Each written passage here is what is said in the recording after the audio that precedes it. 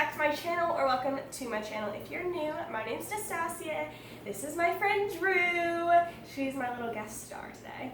And we are talking about something that you guys have requested a lot, something that I did a video like this with Hannah that you guys saw, but I wanted to get like another perspective too. So you guys have been requesting different tips for like how to prepare for a godly marriage, kind of questions about like, I don't know, kind of looking for, like what to look for a godly marriage, kind of how to prepare for that, because, you know, I have like the fun single perspective, but I have some really great friends with really great marriages, and you kind of heard Hannah's story a little bit, but I wanted you to hear Drew's story too, just because everybody's is so different, and some of you might be able to relate to hers a little bit more, or vice versa. So that's what we're talking about today. Are you excited? I'm very excited. I feel like I'm on Oprah.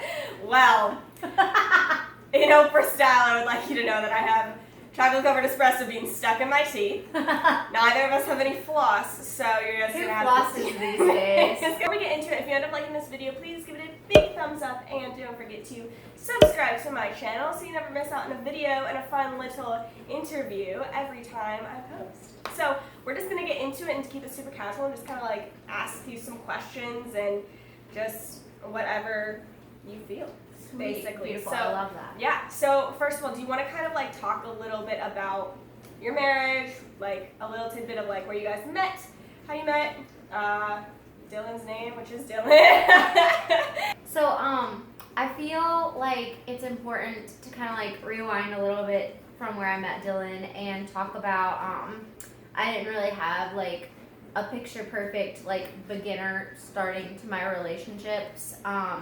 When I was in high school, I dated this guy, and he wasn't the best for me. He was kind of a jerk, and I was really like used in that relationship. I just remember feeling like very like confined a lot. He was the type that like if I even like laughed at another guy's joke, he would like get upset with me and ignore me, and it was just like a very toxic, like unhealthy relationship. So coming from that, it was just really hard for me to like trust again, and you know, maneuvering through all of that like heartbreak and stuff, it was really hard. We started dating, and I got very attached very quickly.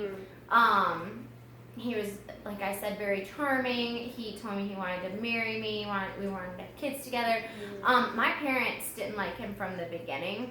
So there was something about him they just did not like, and they were going to do whatever it took to stop the relationship, because I came from a very, very strict home, and I was the oldest of 6 kids, so I was kind of like the guinea pig in the house, and like my siblings get away with so much more now than I ever would have. It drives me nuts. But they were going to, you know, come hell or high water, they were going to stop me from seeing him. So I was like, okay, you know, like, this sucks, but I'm going to see him anyway because I'm stubborn and I'm hard-headed and I'm going to win this. So, because that's just the type of person I am. So we dated in secret and kept it a secret from my parents, from everyone, and it just spiraled. Like before I knew what was happening, it had spiraled into this toxic, twisted, dark, not what a relationship is supposed to be, much less a godly relationship. And very, very, I need you, you need me, like life or death. Complete. Yeah, it's just like, it wasn't a good place. No. I wasn't happy. I was just in this thing where it was like a huge, you know, I need you to live type thing. With as much love as it was like, I need you to sustain me. Exactly, to sustain me, which is super unhealthy. You should be able to sustain yourself without another person, and you need to, first and foremost, look to God first before another person. So, anyway, it was just very bad, and we broke up so many times, got back together so many times. It was just very toxic, and then I finally was like, okay, I'm going to go to Liberty. I'm going to get away from this. So I went to Liberty University in Virginia, and where you went. Yeah, I went there too, but we didn't know each other there. We haven't met until our adult life. So we both were in Nashville. Yeah, which is really ironic. Yeah. But yeah, so I went to Liberty, and I was like, I'm going to get away from this. This is probably the only way, you know, out. That you can make yourself get out of here. Yeah, exactly, like distance. And I went to school, dated a few different guys that all ended up terribly, and then ironically I would go crawling back to that guy from high school on my breaks, and You know, we would see each other do stuff, and it was just not a good situation at all. And it would just leave me very beaten and broken. Probably feeling very empty. Yeah, very empty. It wasn't fulfilling. It was just, it sucked, to be honest. It literally sucked. And to feel completely used and being broken up with constantly, like, I was like, dude, I'm like an emotional basket case, and like, what's wrong with me? You know, pretty much. You know, it just left me feeling very like, you know, not secure in myself or my personality, who I was. It was just a really bad time.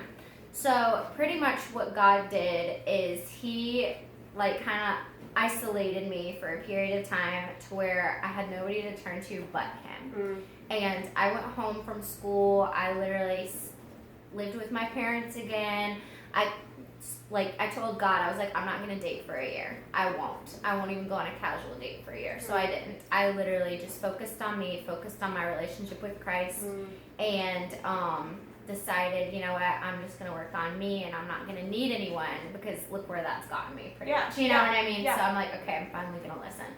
So, and during that time period, I went through a lot. I dyed my hair multiple colors. That's when you know, girl. Yeah, exactly. I dyed my hair multiple colors. I, you know, completely reinvented my style. I dressed a lot more edgy than I ever did before. Just trying to find what you like, who you are. Exactly. Yeah, and I feel like that's almost therapeutic. I feel like it's not even a bad thing. I think like, so too, yeah. I feel like it's something that we as females need to cope somehow. Like, I feel like for some reason, like, everybody always jokes that like after a breakup you have to do something drastic to your hair, but you do. You do, yeah. You have to. You literally have to in order to survive. Like, it's something that literally something biologically is. We have to change your hair. Yeah, I went through all that, and it was the best decision that I ever made personally. It literally made me realize what was really important in my life, and like how life is bigger than me in a relationship. You know what I mean? It's just bigger. That's good. Yeah, that's and good. I'm like, okay, you know what? I can do this. So then I thought I wasn't ever going to go back to Liberty, and I was like, you know, I'm never going back. I was so hell-bent on not going back to Liberty. I don't know what it was, but I was like, I'm not going back there. Yeah. No one can make me. Yeah, because you were at home then at this point. Yeah, I've been home for a year. And my dad took me out to dinner one night. I vividly remember it. And he was like sitting across the table from me. I was eating my tomato soup and grilled cheese. Classic because we're children. Yeah, because we're children. He's like, I think you should go back to Liberty. And he told me that like so many times. It was no different than like the other times that he said, I think you should go back to Liberty. But for some reason, this time it's like God just like broke something in me, and he was like, you need to go. And so I was like, okay. I looked at my dad and I was like, okay. And my dad like was stunned for a second. He was like, wait, what did you say? Like, we said it, so you can't take it back. And I was like, okay, you know, I wouldn't say it if I didn't mean it. Like, I'll go. And he's like, what changed your mind? I was like, dude, I don't know. You know, and that's how I feel like I knew it was God, because like I said, dude, I don't know. Yeah. Immediately, I never even once thought that God wanted me back at school to meet a man. Yeah. Like, I never thought that. I thought, like, okay, God wants me to get my degree. So I'm like, okay, I guess I'll go do that. I have nothing better to do. Yeah. So going from chilling at home for a year and just, like, working a dead-end job and then going back to school, something I never thought I'd do, I was like, okay, you know, let's just go get my degree. I went to school. And when I got there, like I remember that one of the first things I did is I went to go get lunch with my friend John Breyer. And again, I had like flaming purple hair at this point. Shout out to you, John Breyer. Yeah, shout out to John Breyer. Oh my gosh, I love John Breyer. John, I'm gonna tag you in this video. I freaking love you, man, and I miss you so much. You're such You made this happen. Cafeteria, and I was in the middle of telling him like, hey, I don't want to date anyone. Like, I'm here obviously to get my degree, so that's what I'm gonna do. No distractions.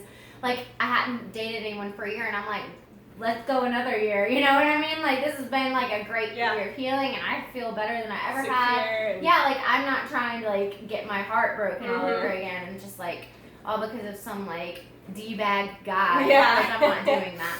So upon saying that, Dylan, my current husband, or my husband for life. Not just currently. My current husband. Who's my husband currently is what I was trying to say. Walked up and introduced himself to me, and I was like, because he knew John. Because he knew John. I always forget that part. No, you're fine. Oh So my gosh. he came up to John, yes, right? so he came up to John, and he was like, hey man, how's it going? And they like did their little dude handshake thing or whatever. And I was like, oh my gosh, like looking at him, and he goes, hey, I'm Dylan, nice to meet you. And I was like, oh yeah, I'm Drew. And he walked away. I'm pretty sure I said something dumb to him, like, hey, you look like, your hair looks like Brendan Urie from Panic at the Disco. And he didn't know I'm just like a little pop punk kid. He was like, who? Purple hair at the time. Yeah, he was like, who? And I was like, never mind. Nothing. Anyway, so then he walked away, and I was like, dude, John, your friend's hot. And John was like, dude, I tried to set you up with him over the summer. And it's true, because over that summer, me and John are from the same hometown, and Dylan was in town for the summer because his sister was living in our hometown.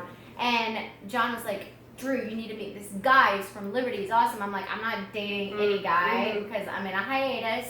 You know, it's me and God right now. Tried to get us together before. Yeah. And so I was like, okay, this might be a God thing. So like, I really had a peace about it from the beginning. I was like, okay, like I've never felt this way when meeting a guy before. Usually if I have an initial attraction, I feel kind of like weird. I'm like, oh my gosh, like a sinking feeling, like that feeling when you're at the top of a roller coaster, and you're like, You see the ending. Yeah, and you're like, this is gonna hurt. Coming. This is gonna hurt like a bee. Yes. Like wow, what in the I can world? relate to this so much. Dude, what it's you're so saying. bad, and like Yeah. I didn't feel that this You feel time. like a comfort. I felt a comfort. I felt like I'd found like home. I didn't feel like I was about to like throw up. Like it was a good thing. And at that point, you didn't know, like obviously, if he was gonna be the one or not yet, Yeah. but you felt different. Yeah, I felt Yeah. it was a lot different. It was really a lot different, and like I mean that from the bottom of my heart. I didn't tell anyone, but I told my friend, I was like, look, you know, he's not my type, but there's something about him that just like makes me feel comfortable. And she was like, well, that's good, you know, just hold on to it, see what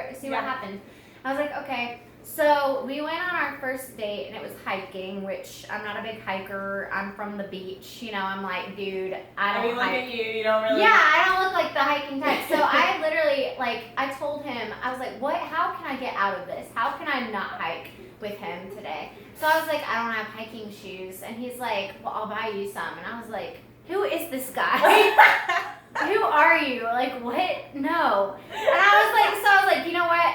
Never mind. Like, I've got some Vans. I'll hike in my skater shoes. Like, it's fine. Word of advice, like, if you have the power in you to date a guy that has at least one sister, do it. Do it. Because he knows how to treat women. He knows the emotions of women. Yes, it's not enough that he has a mom. He has to have, like, a sister. Like, and Dylan... It's different when there's a sister. It's different when there's a sister. He's got 4 sisters, and literally, he knows the ins and outs of, like, you know, all of the emotions, all of the tears. Time of the month. Yeah, the time of the month. He does it all. Everything. No, he asked me out on Halloween to be his girlfriend, and why does that fit you perfectly? I know, but like we were at this like Halloween like dress up thing, and I remember this guy from Brazil, or no, not Brazil, this guy from Belgium was there, and he was hitting on me.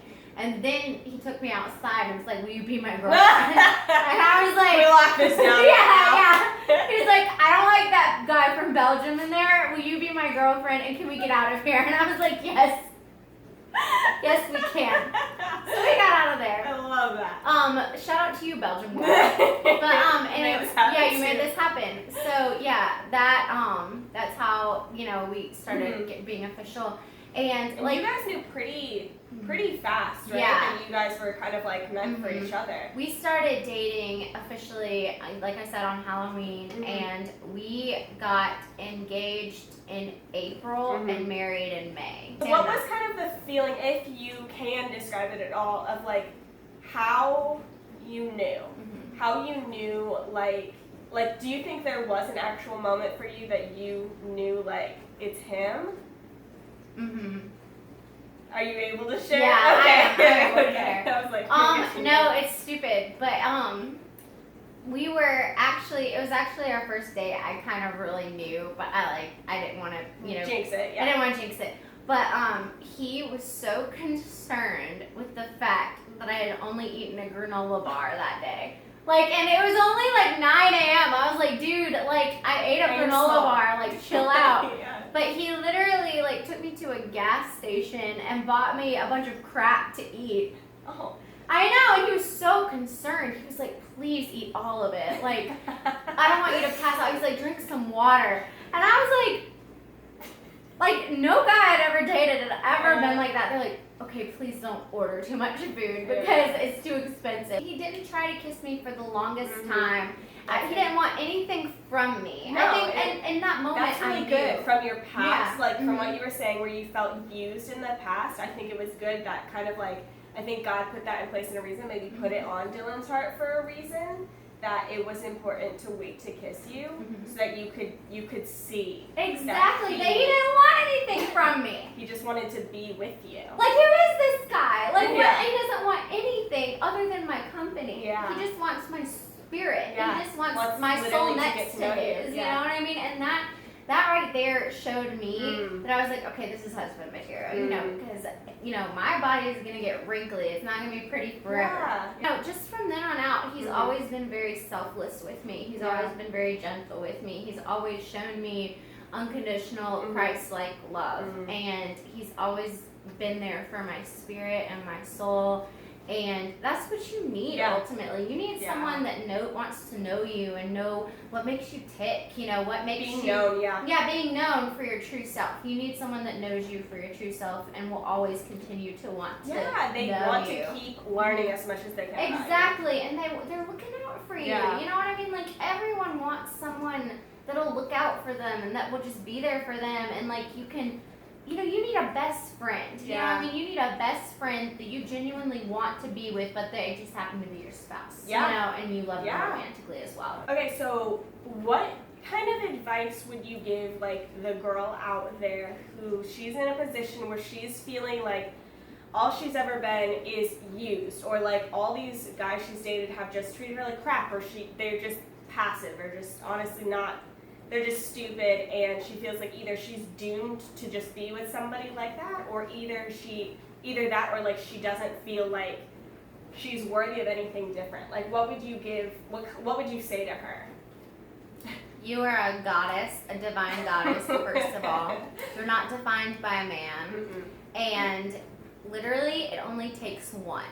That's what my dad... so true. It sounds so dumb, but like, and it sounds so so simple. Like, such mindless advice, but it is the deepest thing you will ever tell yourself as a single person. Like, literally, it only takes one. And my you don't dad... need all those men to treat you. Yes, and my dad used to tell me that all the time. I would be like, there's nobody out there for me. Like, I would go through breakup after breakup after breakup, and I'd be like, there's no one. Yeah, like, I have such a specific set of needs. There's no one out there for me. And he was like, Drew, it only takes one. And that one is out there, and you're going to meet, and it's going to be great. And, I just want you to think about the time in your life. Fast forward 5 years from now. This is what got me through. Fast forward 5 years from now. You're sitting in your first home. Maybe you have a kid, and your husband's making you pancakes, and you sit on your couch, and you smell those pancakes, and you realize that everything is right in the world for the first time in a long time. Hold on to that future moment in your brain, and just think, I'm going to get there soon. Yeah. You know what I mean? Yeah. I'm going to get there soon. That's so important. And it's going to be okay, and it only takes one. I feel like knowing, like, that is mine, and it's going to be mine. Exactly. And take ownership of it. Claim it. I completely agree. Completely agree. Claim it and have faith, because and it'll be yours. Yeah, because like the thing is, like, I get this question all the time from people on this channel, like, but what if I'm called to singleness? What if this or that? My personal opinion, I don't know if this is the Bible or not, this is the opinion I have formed, is that I feel like the people who are called to singleness have a want or a desire to be single. God gives you the desires of your heart. That's biblical. Because I've met a few people. I've dated somebody who I believe he's called to singleness, because I genuinely believe, I think he actually does want to be single. Like, I actually think he does, which is okay. But I just personally believe, like, do you want to be single? Like, no. Then I don't think you're called to singleness, personally. Yeah. I could be wrong, but that's my personal opinion. No, so I think you're right. I think that is biblical. So I think that the point of, like, what you said, like, claim it, like, give it to God and let it go and believe it's coming in one way or another. And don't be so concerned about, like, oh my gosh, well, I have to find him, or I have to do this, I have to find, or like, oh, but what if I'm the issue where I have to change myself first before no. Like, it's there, and I think what I find really fun about your story is the fact that, like, no matter what, God was gonna freaking get you guys together. Yes, exactly. Like, God doesn't have a plan B for your life. That's really cool. Yeah, it's like it's happening. No matter how much we could be like, no, I'm not gonna meet him. Okay, well then you're gonna go back to Liberty. No, I'm not. Yeah, you are. Mm-hmm. And you're gonna meet him right there. And you said in the beginning, you mentioned to me once that Dylan didn't know if he was gonna be interested in you, right? Yeah, he thought I was like a freak. I was like this little. Because you probably just weren't his type either. Yeah, exactly. You didn't seem to be each other's types. But yeah. it's like no matter what, God was like, no.